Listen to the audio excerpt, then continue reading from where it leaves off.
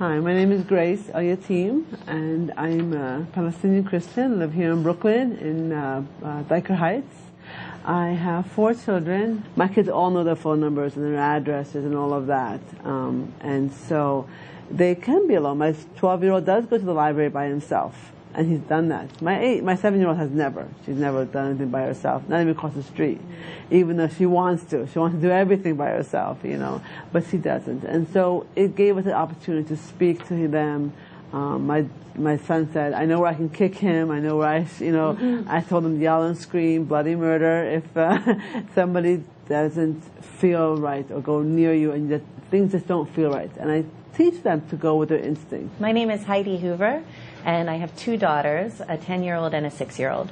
There are self-defense courses for children, and one company that I've worked with before is Prepare Inc., and they do full contact self-defense to teach children how to recognize their instincts and trust them, and then also how to physically protect themselves if they need to. And I think that that's really important, and in the wake of this, that's something I want to make sure I do for my kids. In the city, well, it's different. You need to teach them different kinds of safety. So for me, it's like it's like just teach him that safety and teach him that he cannot at least go with anybody or ask me first. Yes. And just be behind him all the time, be watching him all the time. That's the only thing I can do as a parent. The biggest thing for New York City, it's just very busy, as everyone pretty much knows about this.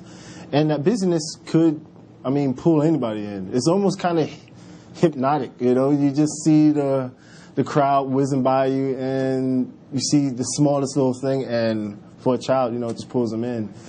I try to always hold my daughter's hand. The small things kind of works for me.